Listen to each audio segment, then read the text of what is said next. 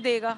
और आज पेमेंट देने की बात आई थी सुबह, यही बात करके घर से निकली थी मैं कि उन्होंने बोला था आप पेमेंट ले जाना, आप दे दो और मेरे को आपके साथ रजिस्ट्री नहीं करनी, आप अपना अकेला कर सकते हो। तो मैंने बोला था चलो अकेले कर लूँगी जैसा भी रहेगा। तो वहाँ जाने के बाद वो तो तलाक की डिमांड करने लग गए कि आप के जो 14-15 लाख जो देने ना, आप तलाक दोगे तो ही पैसे देंगे, नहीं तो अदरवाइज आपको पैसे रिटर्न नहीं मिलेंगे।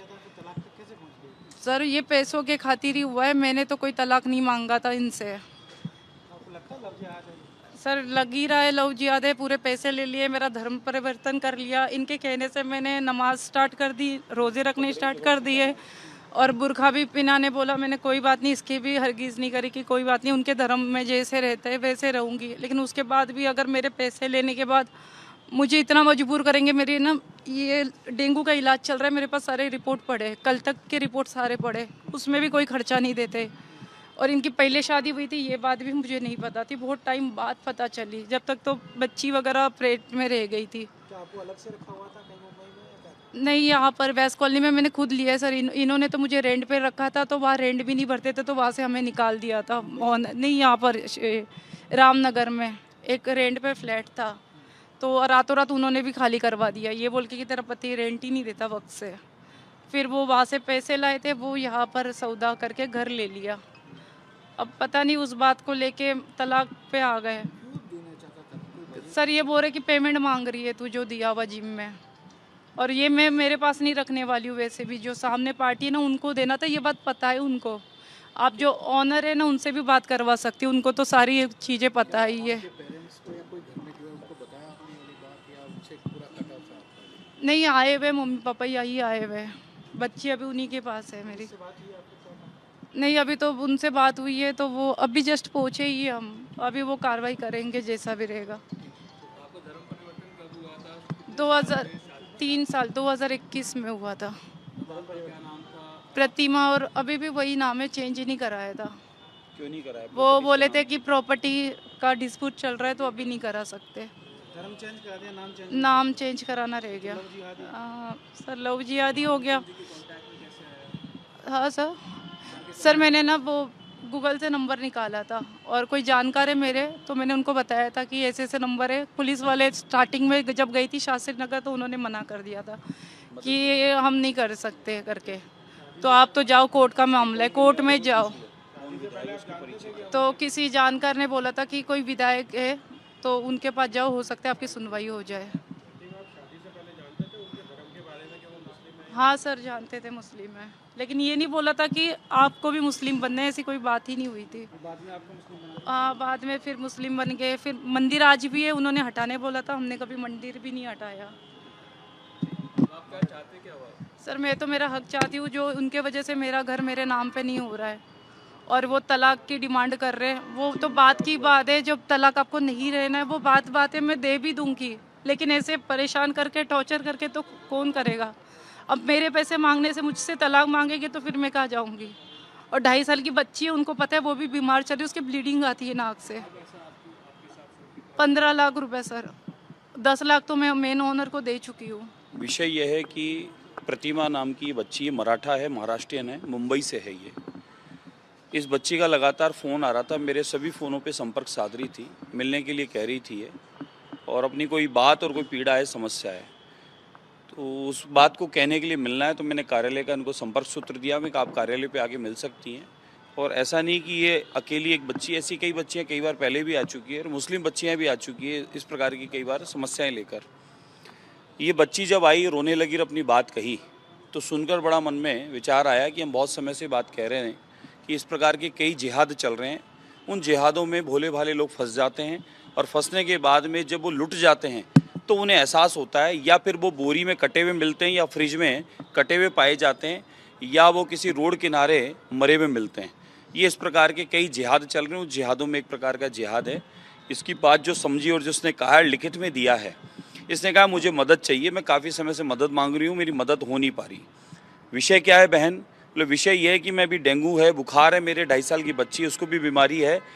मेरे को एक व्यक्ति जो मुस्लिम समाज से है, नाम था उसका आरिफ अली, क्योंकि ये फिल्म इंडस्ट्री से जुड़ी है, और वह भी कोई जिम और इवेंट से जुड़ा हुआ है। तो इस बच्ची की उससे मुलाकात हुई जिम के माध्यम से, जिम के ट्रेनर के रूप में इससे मुलाकात हुई और उसने जिम के माध्यम से इससे दोस्ती की और दोस्ती करने के बाद में अगर निकाह नहीं करेगी, उसके साथ नहीं रहेगी, तो उसने इसको कहा मैं सुसाइड कर लूँगा। और 3 बार अटेंड भी और किया। 3 बार उसने ऐसी नौटंकी की कि जैसे नहीं मिली तो मैं पता नहीं क्या कर लूँगा। जो फिल्मों में ऐसा बताते हैं, 2.5 घंटे की फिल्म में जो झूठ बताते हैं, वह झूठ को इसके सामने प्रेजेंट किया। बच्ची ने उस बात पर उससे एक्सेप्ट किया और इस बच्ची के एक बच्ची जब पेट में आई तब पता चला कि ऑलरेडी वो विवाहित है, शादीशुदा है, जो इसको छुपाकर झूठ बोलकर किया। उसके बाद मुंबई में इसकी प्रॉपर्टी थी 1 करोड़ की, इसको आनंद फानन में प्रॉपर्टी 1 करोड़ की 30 लाख में बिकवाई। वह प्रॉपर्टी बिकवा के जयपुर लाया, जयपुर में इस किराए के मकान में रखा, किराया दिया नहीं, तो अंत में बच्ची परेशान होकर और उसको छोड़कर दूसरी जगह रहने लगी। बच्ची का सारा पैसा ले लिया, उस पैसे से जिम खोल लिया, बिजनेस कर लिया। इसने बताया कि वो और उसके भाई ने इसको मारपीट भी की। क्या नाम उनका? आरिफ अली। हाँ, एक बार पैसे मांगने पे हाथ उठाने की कोशिश की, मारपीट की इसके साथ में। और आज ये बच्ची की स्थिति है कि इसके पास में अकाउंट में सिर्फ 500 रुपये हैं। अपना गहना जेवर सब बेच चुकी है, सारा पैसा प्रॉपर्टी वो ले चुका है और अब बच्ची इससे मांगती है तो पहले बात तो मिलने आता नहीं है, और आता है वो इससे या फ़ोन पे बात होती तो इसको ये कह रहा है कि पहले तो मुझे तलाक के पेपर साइन कर तो मैं तुझे पैसा दूंगा। क्या गारंटी है तलाक के पेपर पे साइन भी कर देगी और वो इसको पैसा दे देगा?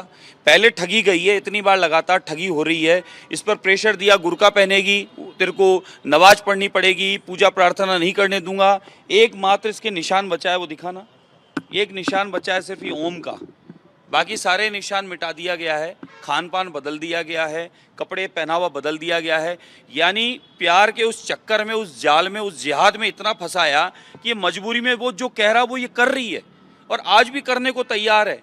सारा पैसा भी ले लिया, मिलने भी नहीं आ रहा। डेंगू की पेशेंट है, 500 रुपये अकाउंट में बच्चे, खाने को दाने नहीं है।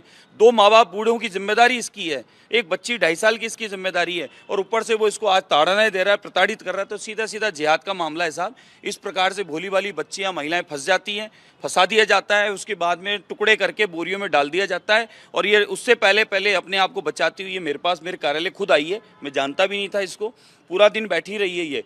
मैंने सोचा कि हो सकता है इनका आपसी झगड़ा हो, सुलझ लेंगे। पूरा दिन बैठी रही है ये। पूरा दिन बैठने के बाद मैं इसमें कहा भाई, तो बोले नहीं, मेरे को तो न्याय चाहिए, इंसाफ चाहिए, मेरी मदद करे ये।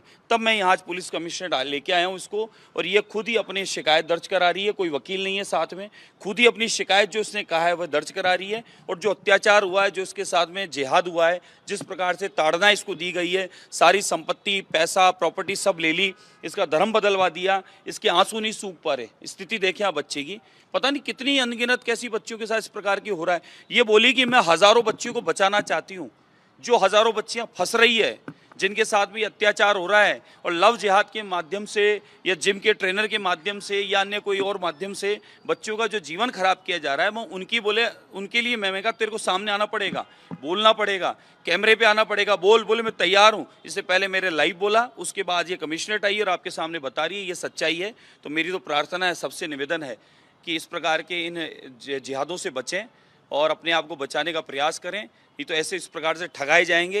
हो सकता है ये कोई काट के बोरों में मिलती, उससे पहले ये भाग के आ गई है और अपने आप को बचाने के लिए गुहार कर रही है। तो आप हम सबको सचेत रहना है। और ऐसे जो लोग हैं जिहाद के नाम पर बच्चियों को बरगला रहे हैं, 1-1, 2-2, 3-3 निकाह विवाह करके और बच्चियों को फंसा रहे हैं, और उसके बाद में सब कुछ लूट कर बच्चियों को 3 तलाक का प्रेशर दे रहे हैं, तो इन लोगों को समझाने की आवश्यकता है कि अब कानून बन चुका है। ये अब वो ज़माना नहीं रहा कि बोल दिया फ़ोन पे हो गया तलाक। अब कानून है, उसका तरीका है, उसका अधिकार है। अब मुस्लिम बहनों को भी अधिकार मिल चुका है। उनको इस प्रकार से आप तलाक देकर आप उनका जीवन नर्क नहीं बना सकते। बिल्कुल, मैं साहब के पास आया हूँ। मैंने कहा है कि साहब, इसको बच्ची को डर भी है, इसको सुरक्षा भी दी जाए। ये आज आने जाने में भी इसको असुविधा है, क्योंकि इसको धमकियाँ मिल चुकी है कई प्रकार की। और वह एक सज्जन तो हैं, वो इनके जो शौहर, और एक उनका भाई है वकील, वो मारपीट कर चुका है इनके साथ में और इनको कई बार धमका चुका है। तो इसलिए ये अपनी सुरक्षा भी चाहती है। और जो इसका पैसा उसने लूट लिया है, जो 1 करोड़ की प्रॉपर्टी उसके चक्कर में 30 लाख की बेच ली, गहने बेच दिए, सारा सब कुछ इसका ले लिया, वो भी इसको चाहिए। और उसने जो अपराध किया उसकी सज़ा भी उसको मिलनी चाहिए, उसके लिए स्वयं चल कर आई है। ये फिल्म इंडस्ट्री से जुड़ी थी बच्ची, इवेंट कंपनियों इनमें काम करती थी। उसी संदर्भ में वो जिम में मिला इसको, और जिम के माध्यम से इस बच्ची को लेके आया है, जैसा ये बता रही है।